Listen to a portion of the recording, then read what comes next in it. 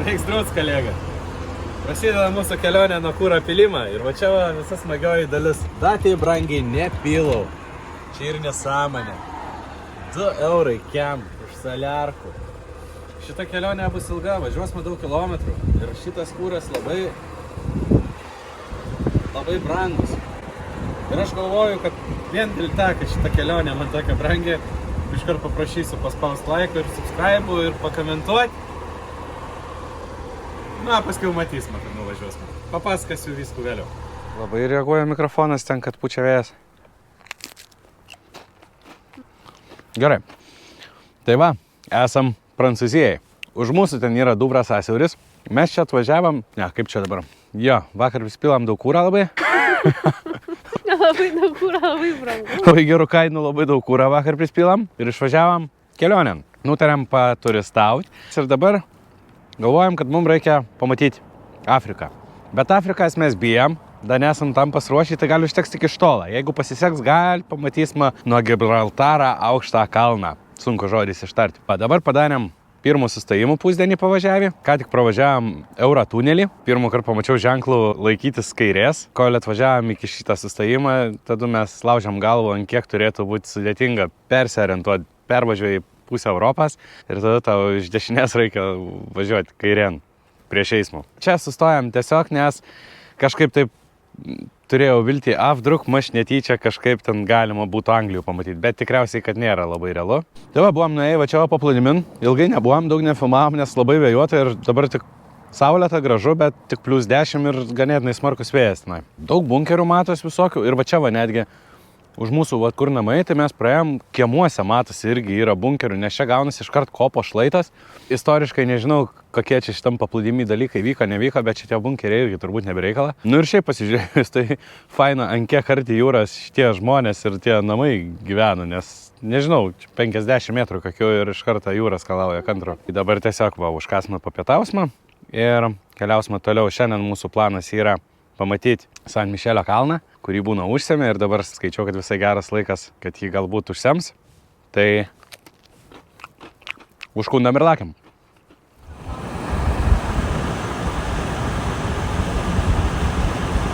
Labas rytas, dasikeli. Labai jau čia ilga įžanga gaunas, bet mes labai daug važiuojam. Vakar mes nieką nenuveikėm faktiškai. Važiavam, pavalgiam, sustojam prie jūros, kur rodėm, paskui vėl sustojam, pavalgiam ir nuvažiavam beveik 900 km. Susiradom vietų pamiegoti ir iki pilies taip ir nebedavažiavam, nes kai atvažiavam jau buvo ganėtinai tamsu. Jeigu būtumėm ir spėję atvažiuoti iki pilies, tai jau kol būtumėm užlipyti, jau būtų tamsu ir nieko labai būtumėm nebepamatę. Tai vakar viskas, kuo mes gerėjomės ir baisėjomės, tai buvo kūro kainas važiuodami. Rekordas, kurį vakar pamatėm, tai buvo 2 eurai 78 centai už litrų saliūras. Baisu, baisu. Ir mes jau važiavom, mūsų kūro bakas buvo tuščias. Jau rodė, kad galiu nuvažiuoti mašiną tik 50 km. Mum iki viešbučio buvo 70. Ne, meluoju, buvo 30, bet dar iki kitas degalinės nuo viešbučio buvo toliau. Nu, kad jau biškiai įtampa tokia kyla. Bet kai pamačiau 278, sakau, čia autostrada negali būti, sakau, mes miestelį rasime pigiau. Tai įsivaizduokit, mes sustojame miestelį ir užsipilam už 2,04. Kas irgi neregėtai pigų buvo. Dėl to sakau, kad ir gerėjomės, ir baisėjomės, viską buvo. Aš dar tokią kontrastą tarp kainų kūrą nesu matęs. Tai 70 centų realiai. Mes užsipilam 60 litrų, ten baką, kiam 5 eurus realiai sutaupėm. Kiam 8, kiam 2. Baisu. Bet čia nieka, čia yra glūpsta. Dabar mes atvažiavom prie San Mišelio kalną ir dabar mes einam ieškoti autobusą. Mes pasparkavom mašinų parkingį, mes kalnų matom Vatinainas jau ir čia iš parkingą važiuoja kas 15 minučių šatalbusai. Tai jie yra nemokami, susimoki už parkingą ir autobusas tau įskaičiuotas. Ir nereikia eiti tų kelių kilometrų iki kalną. Tai mes dabar taip ir padarysime.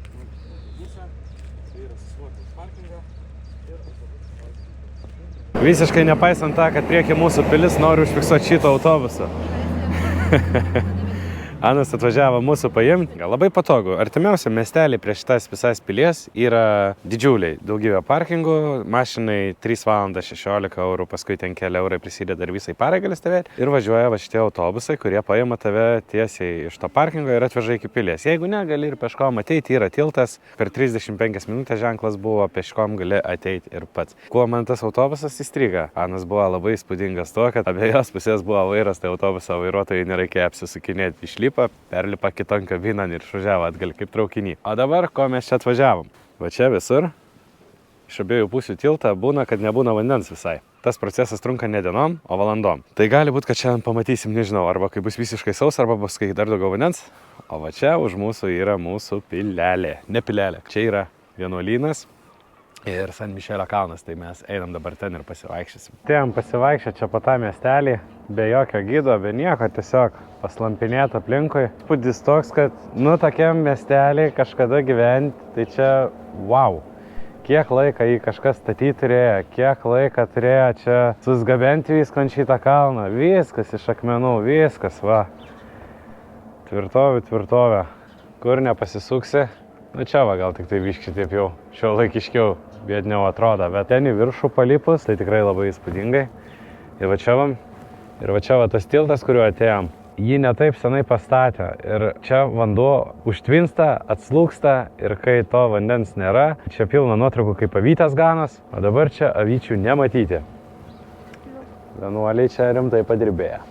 Aš suprantu, kad už manęs va čia įspūdingiausias objektas ir reiktų nueiti jį pasivaikščioti, bet mane tai vis tiek labiausiai stebina tas vanduo aplink šitą vietą, kaip taip greit gali matytis tie atoslūgiai vandens, nes mes atvarėm tuo tiltu ir va ten, kur stovi žmonės, ten tikrai buvo ganėtinai giliau galima buvo nueiti, ten apačioj dar paminklas kažkoks buvo, jo jau nebesimato, o mes čia dar tik pasivaikščiojom kokią, nežinau, pusę valandos, porą valandų pabuvus, klausimas ar neužsemtų viso to prieėjimo, kaip tada reikėtų išsigauti iš čia, nežinau, ir autobusai va ten vastoja ir arčiau nebevažiuoja.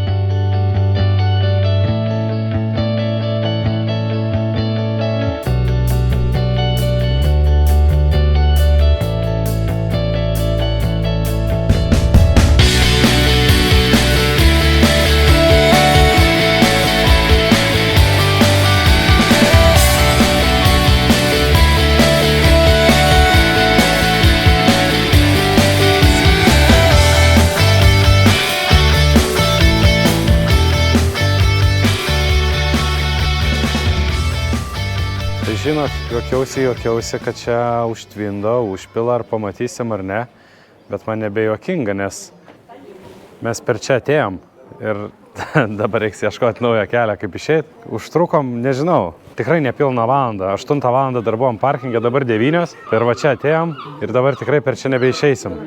Visai juokinga. O šiaip gyvenimas vyksta. Galvojau bus kaip Trakų pily labiau, bet iš tikrųjų tai pilna kavinių, viešbučių, barų, kioskelių, visko pilna. Šiandien sekmadienis dar tik atsidarinėja, tai mums nebuvo labai didelis tikslas šitą vietą aplankyti, bet pamatėm, kad pakeliui, tai atsakom, bus sustojimas važiuojant toliau. Trauksim toliau, neužsibūsim, bet tikrai verta sustojimo vieta ir gyventi čia būtų faina. Apart visų va šitų va fintų. Kas kart, kai jau ruošiuosi išeiti ir jau išjungiu kamerą, vis pamatau kažką dar. Policijos ofisas. O va čia tikriausiai rasim išėjimą, kur dar neužsėmė. Gal mes jau ir trauksim tada, nes jeigu užsems, tai mes neišvažiuosim iki pietų, o neišvažiavę iki pietų čia ir liksim visai dienai. O ne, tik ne tai. Čia faini. Jo, juokinga, tikrai juokinga. Dar atėjus. Ryte Simona klausė, sako, čia irgi pasėmė. Blemba, sakau, jo, jaučiu, kad pasėmė. Mes per va tą įėjimą įėjom. Ten dar, kai ateidinėjau, kažkoks buvo ženklas su aprašu, kaip čia, kas vyksta. Tai nebespėjom paskaityti. O dabar bandysim traukti iki vieno kelio, per kurį irgi galima pervažiuoti. Jeigu pasiseka ir neužsema va tai. Per parą tuo keliu galima pravažiuoti maksimum 3 valandas. Tai važiuojam pasidairyti. Tai va, mes išeidinėjom ir va čia man tako, va, jau matosi, kur užbanguoja vanduo ir tas vanduo dar vis kyla. Tikriausiai labai greitai toj reikės su guminiais eiti. Va. Dar vienas dalykas, į kurį irgi atkreipėm dėmesį, kad kai atvažiavom ryte, vanduo buvo labai toksai drumzlinas, murzinas ir matęs, kad nesenai sukeltas visas purvas. Ir čia, kai žiūri nuotraukas, tai matęs, kad čia būna toksai, vos nepaplūdimio smėliukas. Ir dabar po valandos mes einam atgal ir tas vanduo jau ganėtinai švarus, ganėtinai skaidrus. Reiškia, kad kai mes atvažiavom, ko gero, ne taip senai čia buvo tas vanduo pradėjęs kilt ir sukėlė tą visą purvą. Aišku, jeigu būtume dar valandą anksčiau atvažiavę, dar būtų buvę tamsu ir būtume nieko ko gero nematę. Būtų visai įdomu pabūti visą dieną ir pamatyti tą visą, nes realiai ten akių turbūt gali matyti, kaip čia kyla tas vanduo. Mes va čia, šalia tiltų, va čia, va, kur dabar važiuoja autobusai, pamatėm kelią. Tas kelias, ten toliau jisai yra jau užsemtas. Ir mes nesam dėl to tikri, bet čia mūsų prielaida, kad kol to tilto nebuvo, čia labai realu, kad buvo kelias į tą kalną. Ir mes jau dabar esam liudininkai, kad jį užsėmė. Va ten šiek tiek toliau. Ten toliau jau ten išvis ten tiesiog vanduo matėt patys. Nu vau! Ale ir durnių su myslė greičių tokioje vietoje statyti.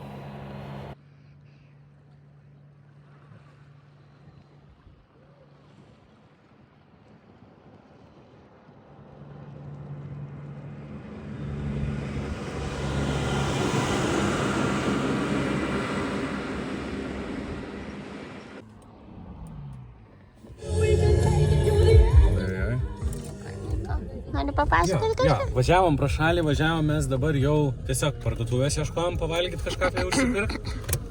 Ir per miestelius važiuojam, visiškai mažiukus tokius. Nu realiai per pievas ir laukus va. Ir pamatėm, kad žiūrim Kalvados kažkas. Ir aš esu girdėjęs, kad tai yra Normandijos labai jau ten maksimaliai tradicinis, iš obuolių sidrą daro stiprų gėrimą kažkokį. Nu ir taip kažkaip pravažiavam, paskui sakom, gal reikia grįžti apsisukus. Ir užsukam, labai faina parduotuvytė buvo. Aš mačiau ten tą Kalvadosą, ten ant to kalno, tai gal 40 eurų butelis kainavo, čia už 17 nusipirkom, bet vietinę spaudimą, babytę rankam, centrifugą, įsūkę, sultyčių obuolių nusipirkam, saldžios kainos.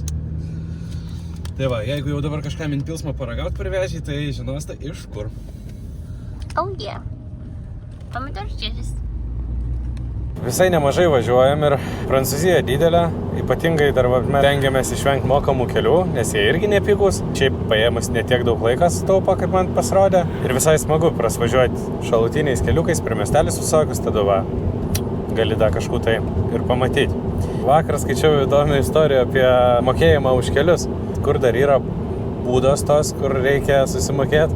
Buvo istorija tokia, kad žmogus susimokėjo už kelius ir panaudojo tam būdeliai telefoną. Prie Apple Pay priglaudė telefoną, susimokėjo už kelius ir gavo 105 eurų baudą, nes užskaitė taip, kad jisai vairuodamas telefoną naudoja. Dabar kaip ir stengiasi šitą problemą spręsti, kad taip nebūtų, bet kadangi biurokratija toks dalykas, tai sako geriau, va, turėkit kortelę, su kuria priglausit po ranką, nes jeigu priglausit ragelį, tai susimokėsit dar ir ekstra. Tai vat ir atvažiavom, Pasagė Dugojs, nežinau kaip tarti, tai buvo parašyta. Šita visa atkarpa yra 4,2 km.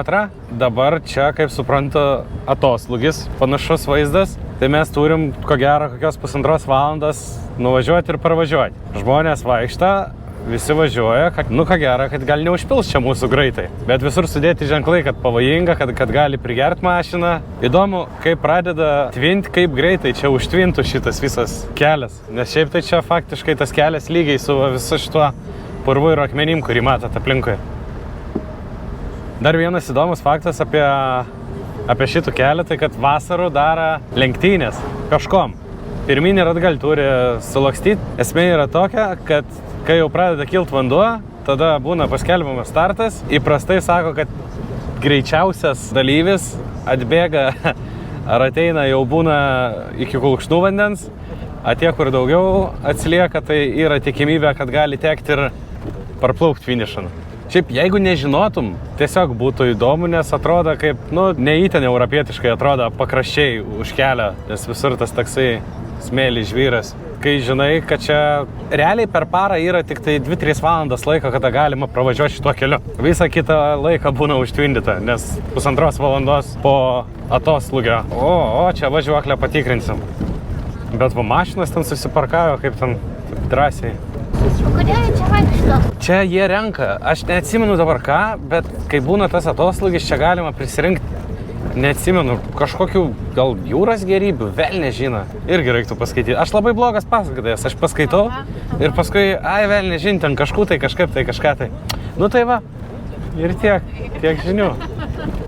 Aš norėčiau šiaip pamatyti, bet nelauksiu tiek, kad užpiltų šitų kelių, bet va čia va šitas bokštas, Anas irgi yra tam, kad jeigu netikėtai tu esi vidury tos atkarpos ir nebeturi kur pasidėti, tai tiesiog gali užlipti ant bokšto ir palauk, kol vėl atslūgs vanduo ir tada varyti tolyn. Tai šiaip tas bokštas ganėtinai aukštas ir įdomu, kiek tas vandens pokytis yra ant šito kelio, nes Simonas skaitė, kad prie pilies tai būna net 12-15 metrų vandens pokytis, tai ten labai galingai užpila. Tai čia irgi gal gali panašiai būti. Nes ten, kur ženklai buvo, tai buvo parodyta, kad virš mašinų vandeniukas nupieštas. Aš kažkaip važiavau pro šalį, matau, kiek daug mašinų visur sustoja čia šonuos ir man atrodo labai keista, kai čia šitiek daug vandens būna ir kaip čia norėjau išlipti pasižiūrėti, ant kiek čia tvirta. Kaip čia gali būti ir vanduo ir va, aš tiesiog galiu... Tai va, pasižiūrėk, va, visur aplinkui ten pilna mašinų, tai kai važiavam, turbūt matėsi. Ir jos ten dar gan toli nuvažiavi, gan toli nuėjai žmonės. Čia va irgi velnė žino, grotas kažkokias. Toks spotas įdomesnis. Kas labiausiai stebina, kad čia yra Prancūzija, čia nėra kažkur tai. O dabar, kai vandens nėra, tai atrodo kaip, nežinau, dykumas laukai. Visai kietai. Labas rytas. Trečia mūsų kelionės diena prasideda. Vakar pasižiūrėjom, kad nenorim mes gal tų viešbučio pusryčių. Ačiū. Labai bėdnai atrodė. Ir sakom, pataupysime laiko ir pinigus, pasidarysime patys. Pusryčius kažkur pavažiavę. Nes va, dabar jau 8 rytą mes jau pavažiavę daugiau negu 100 km. A dabar, ką gerą, dar tik iš viešbučio išjudėtume, jeigu būtumėm valgytinai. Netame visa problema. Problema tame, kad šiandien tranzitinė diena, kur mes turim nuvažiuoti labai daug. Virš 1000 km. Bet jau tada pasieksime Portugaliją ir tada prasidės mūsų turistekas. Visas smagumas. Aišku, nesakau smagumą ir dabar. Parkingi kiaušinę nekepiau. Kažina, kas mums čia gausis, nes mes durniukai. Petelinių pasiėmėm, dangčia nėra. Kiaušinį kepsmą, mentelas apvers kiaušinį irgi nėra. Bet gal kažkaip. Turim va bulkytės, agurkų, mėsyčių visokių. Vakar šiaip jau pavakarį buvo visai šilta.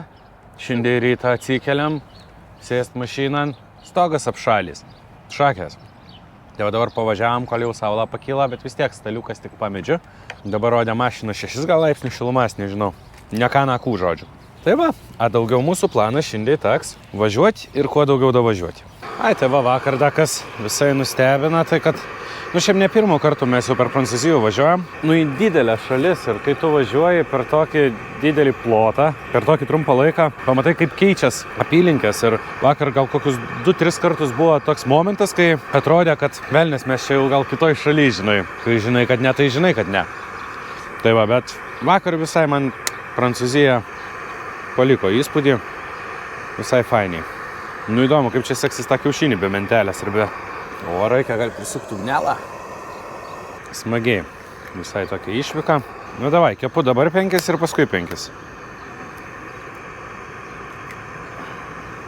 Purskytės, pipiriuką. Tai va, visai vėsoka. Vakar čia kažkaip jau taip užšildė, bet šiandien tai va nuo ryto kaip ir... Jo. Šiandien mūsų tikslas nuvažiuoti apie 1000 km ir galimai įvažiuoti į Portugaliją. Daugiau kaip ir jokių reikalų šiandien įgyvendinti mums nereiks. Ir labai įdomu, kaip man čia seksis versti kiaušinį be mentelas ir be nieką. Būt gerai apversti kiaušinį ir neapversti petelinės. O, vienas pavyko.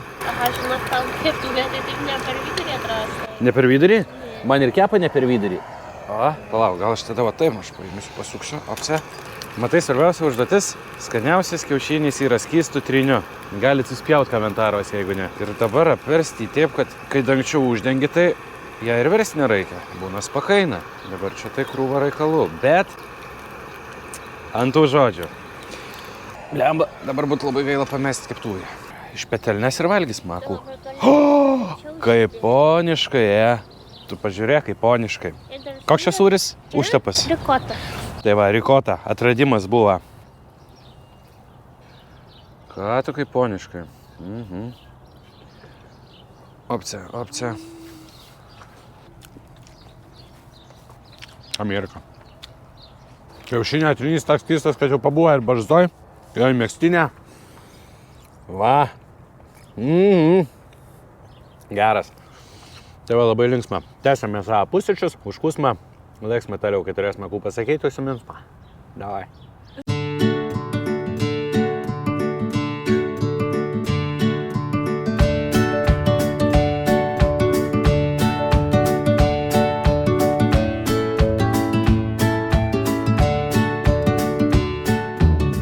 Pripūtam kaip pūkžiliai. Šiandien mūsų visą dieną tik važiuoti, niekur nestosime, tai va, mano ofisas. Dirbam, montuojam, driveris, šofior, vyr šofioras. Biški liuliuoja, bet nieko. Važiuosim, va taip va pamontuoti bus galima tarpuos. Gal net planuoju taip kiekvieną dieną. Ryte atsikėlus, vakare viską susikelt, ryte pamontuoti. Vis tiek mes. Šiandien mums dar liko važiuoti 8 valandas PM1 minutę. Yra papildoma užduotim pakankamai laiką.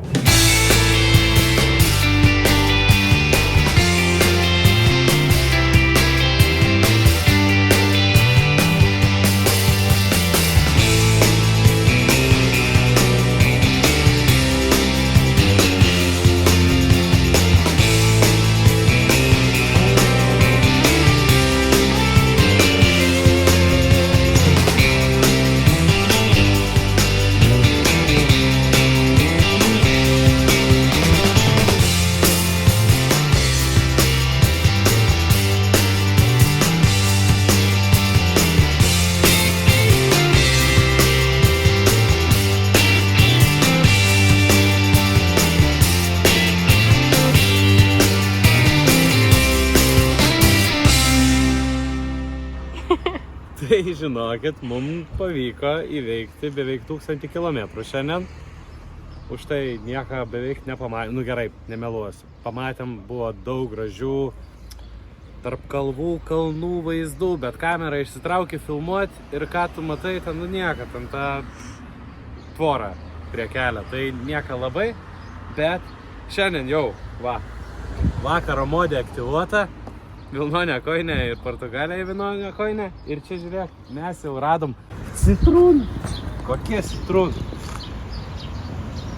Tai visai, o ten toliau matau ir mandarinai ar apelsinai, žiūrėk, tai mėtasi. Tai va, visas smagumas toks, kad šiandien jau vakaras. Dar nesutem. Ai, dar viena naujiena. Tai kad Portugalijai pasirodo laiko juosta kita. Šito nepažiūrėjom. Ten laikas kaip Anglijai.